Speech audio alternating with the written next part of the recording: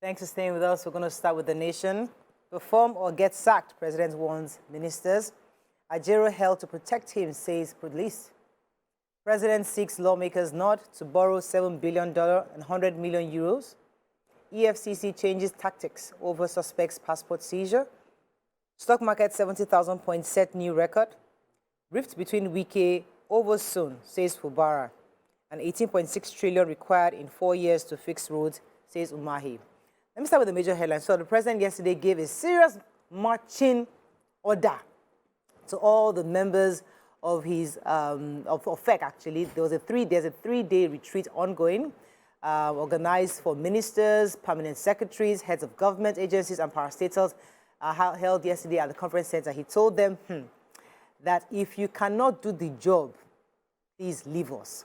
Specifically, he had set up something called a result delivery unit that's going to be RDU. It's been established to periodically appraise the performances of the ministers and chief executive officers of the various government agencies. It's to be headed by none other than the special advisor to the president on policy coordination, Ms. Hadiza Bala Usman. According to him specifically, he said that at the end of this retreat, they're going to be signing a bond of understanding between him, the ministers, and permanent secretaries. And they said that if you're performing, nothing to fear. If you miss the objective, we'll review. There is no performance. If there is no performance, you would leave us. He says that no one is an island. You must also be very inquisitive to ask why, how, when. Must be immediate, and you must also make sure that you solve problems. So I've taken a young lady, Hadiza Bala, to head the delivery unit. If you have any complaints about her, come to me directly. If you're ready to work, stay with her. And we must achieve, for the sake of millions of Nigerians, that we're going to use all the resources we have to move Nigeria forward. So, I mean, it's really interesting to hear a leader speaking that way, to let the ministers know we're not here to come and digest, because that's the assumption we just have. I've always thought once you've been given that position, you cannot be questioned. But he also said he's going to give them a free hand to make decisions, but however, they're going to be monitored and they'll be appraising their KPI now. Yeah. So you can't just become minister for minister's sake. You got to get work done. So, yes, Labour had a planned protest in Owerri yesterday. And, of course, the NLC president was in Owerri for that protest. And he was attacked. He was beaten.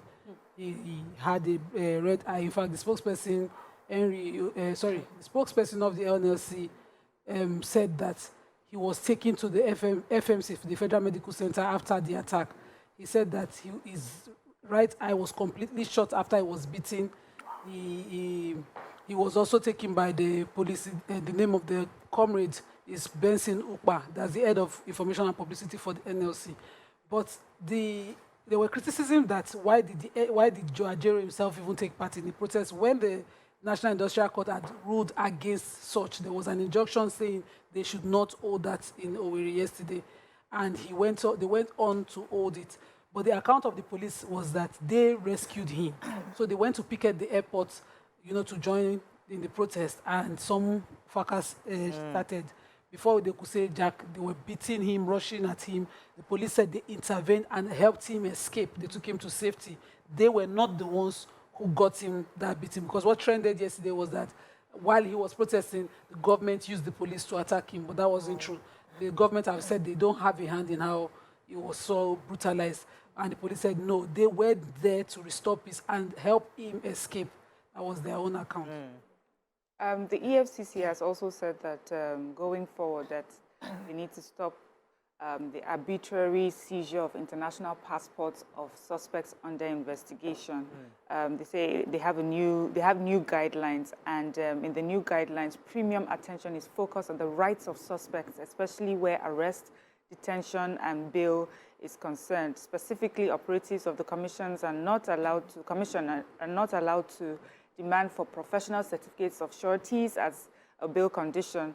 Also, every demand for international passports of suspects would henceforth be exercised with discretion, depending on the nature of the case, personality, and country of residence of the suspect. The director of the Legal and Prosecution Department, he also cautioned that bail conditions served on suspects must be reasonable and practicable to be fulfilled by suspects and their sureties. So they are going to put a lot of, they said that they are going to be, it's important for them to work according to, with respect to the rule of law and best international practices. That's good. We're getting there. Paper. Hope it's practically. I hope so too. So suspected Boko Haram insurgents killed about 40 people at Guru Kayeya village of the Gedam local government area of Yobe State. They said 20 people were killed on Monday by gunmen. The other 20 were killed on Tuesday by an explosive device suspected to have been planted. So what happened was that the residents were forced to pay taxes to the insurgents on their harvest. You know, this harvest season.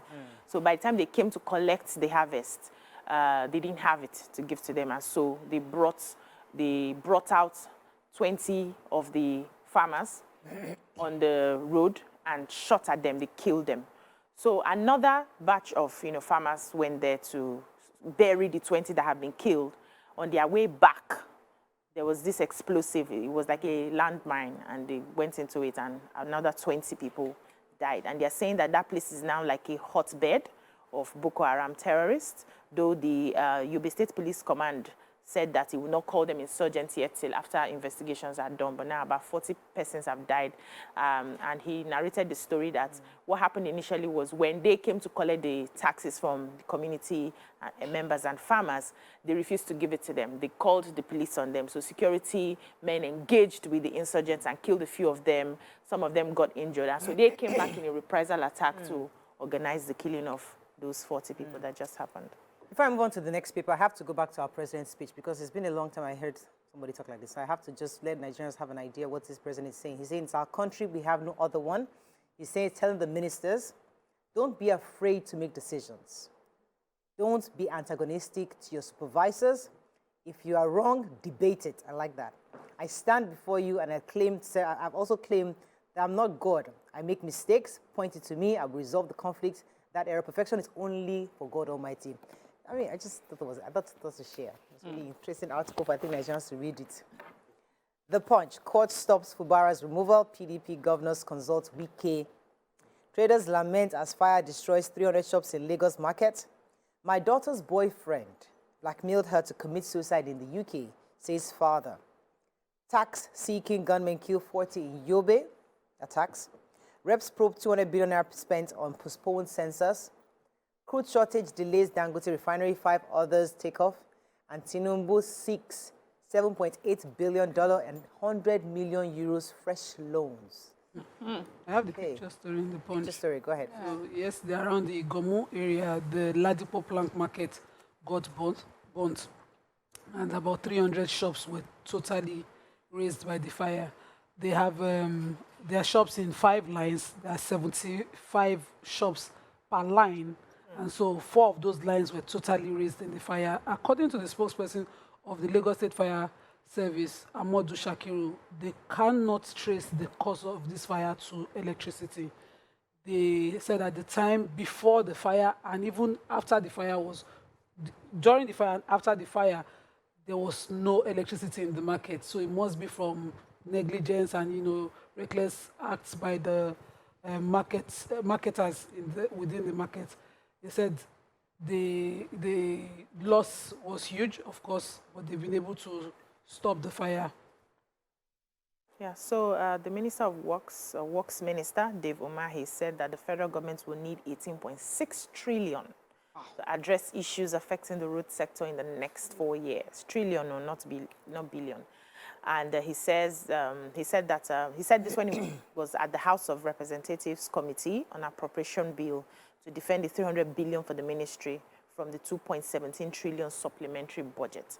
And he says they need a contingency fund to enable the ministry deal with emergency situations on the nation's road. So if something breaks, maybe a bridge breaks or the road is damaged, we should take it as an issue of emergency because the people will be suffering if nothing is done at the immediate. And they need contingency funds to be able to handle this as a case of emergency.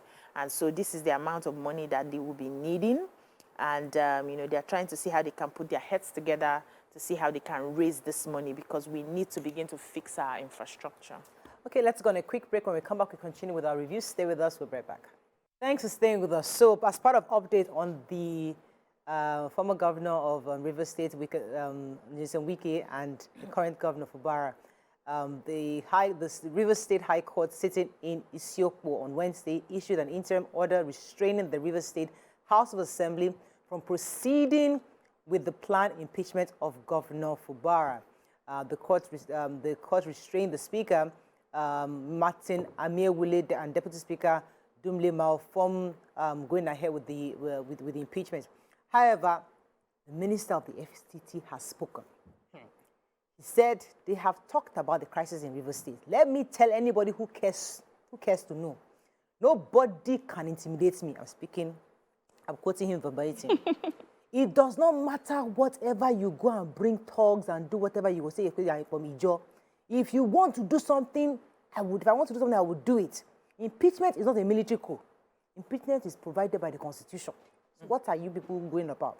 Reacting to speculations about the fact that he was making financial demands, he said, about the rumors of money, all that is rubbish. I just left office a few months ago. I'm now an FCC minister. So which money? Which money exactly? Nobody can take away our political structure. No one. I have listened to them, and for me, you cannot work and people will begin to bring enemies. Those who fought me, try me. You didn't say that part, but I tried. You tried, though. The drama was real. I mean, you sustained the drama. Halfway I would have given up, but you did well. Okay, any other story in Punch? Let's move on quickly now to The Nation, to Daily Sun. Tinubu threatens to sack ministers. Imo police NLC disagree over Ajero's arrest.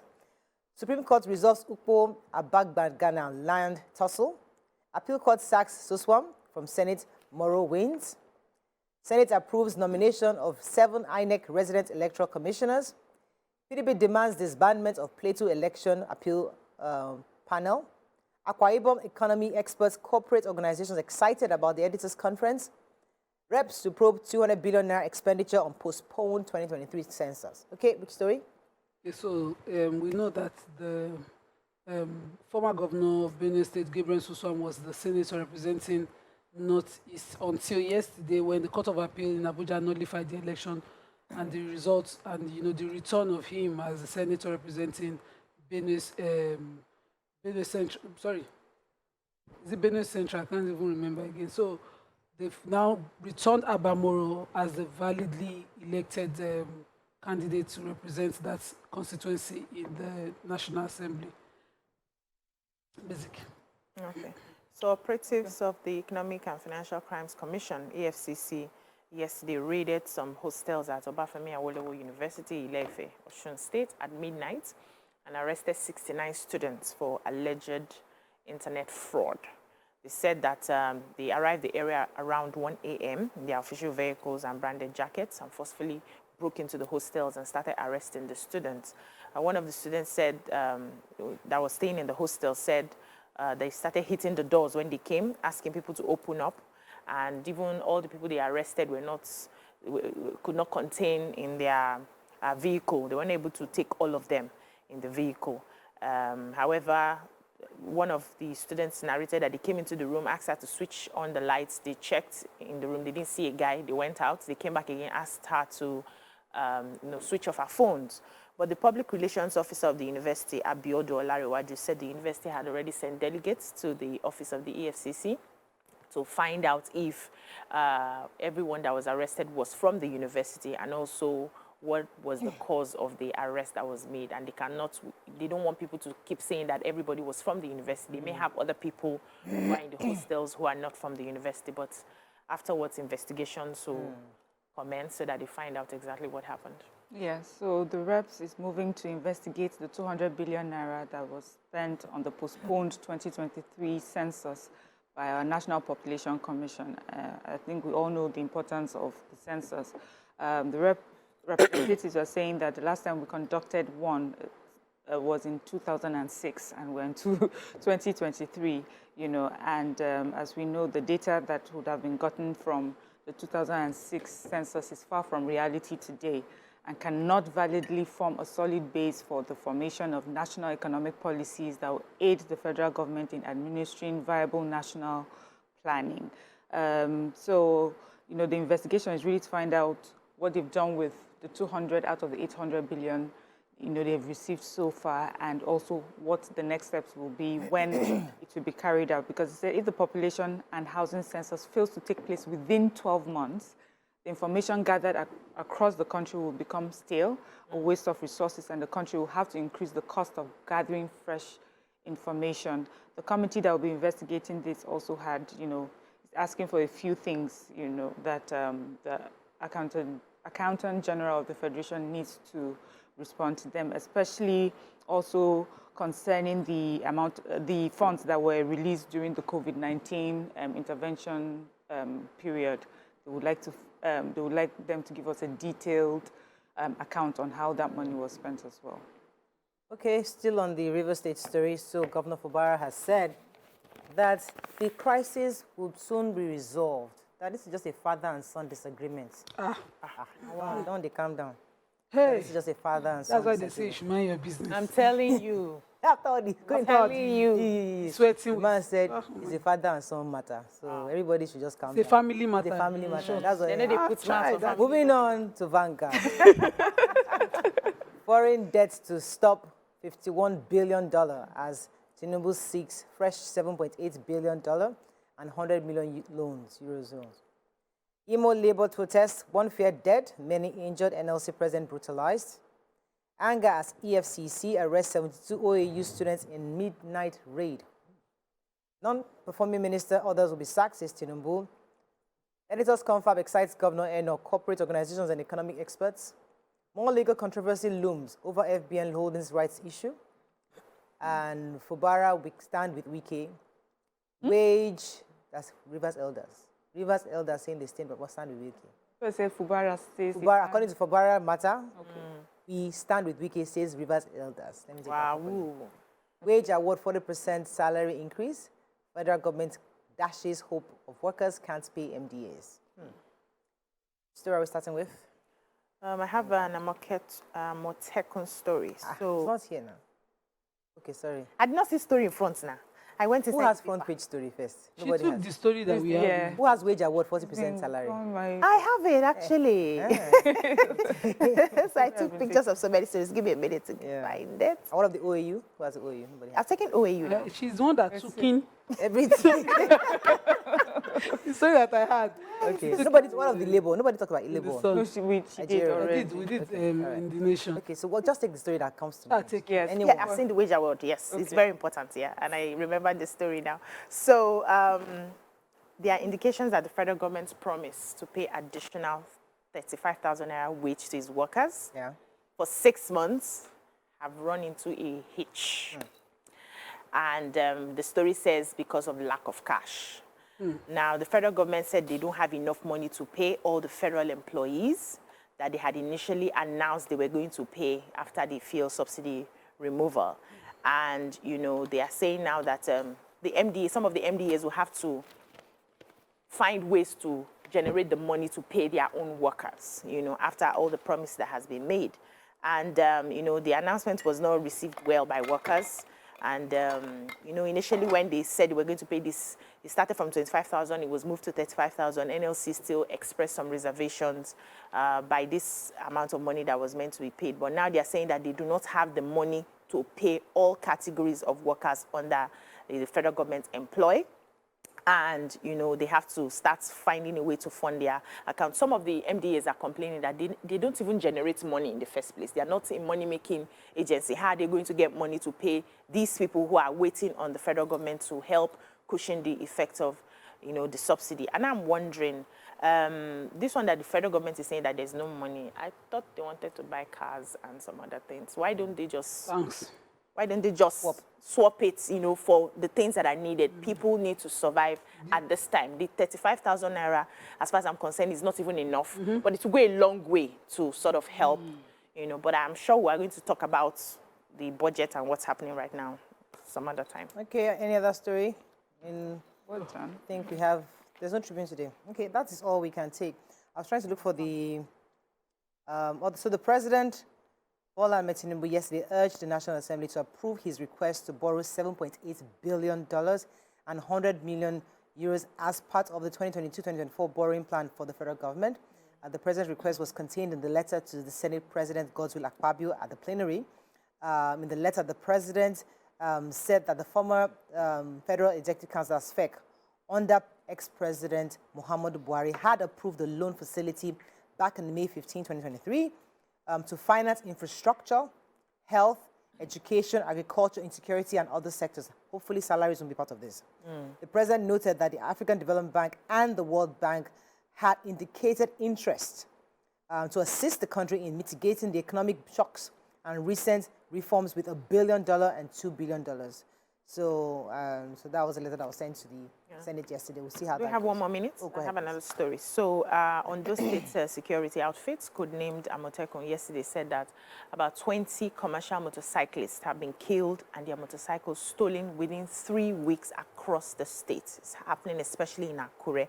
And their commander, Detunji Adeleye, was the one who expressed worry over the ugly incident, saying that it's rampant in the state capital. And he's saying that they are finding ways to reduce all acts of criminal activities to the barest minimum. And they are going to be, standing on some, policies. First of all, the ban on commercial motorcycles from 6 p.m. to 6 a.m. must hold. Anyone that is found driving at that time will be in trouble, because they now understand that it's even in the night that some of these motorcycle cyclists are killed and their motorcycles taken. That's one. Secondly, they are also appealing to, the people who register, the registration that they must have.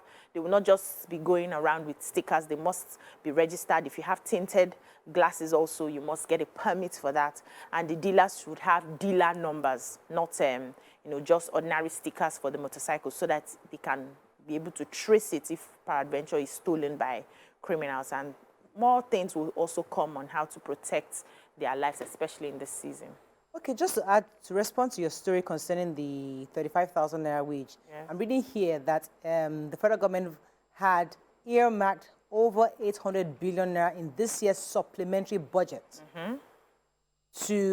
currently under review to accommodate for that. The 35,000 naira promise and so many other things that the president has sought. I think agricultural facilitates conditional cash transfers, fulfill the 35,000 naira wage award, and also boost food security and support agriculture.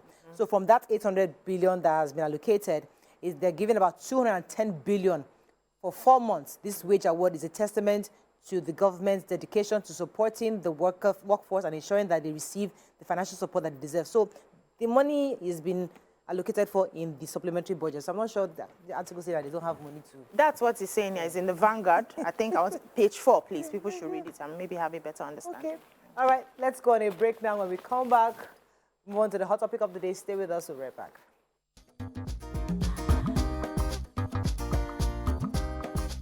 Stay tuned. Your View will be right back.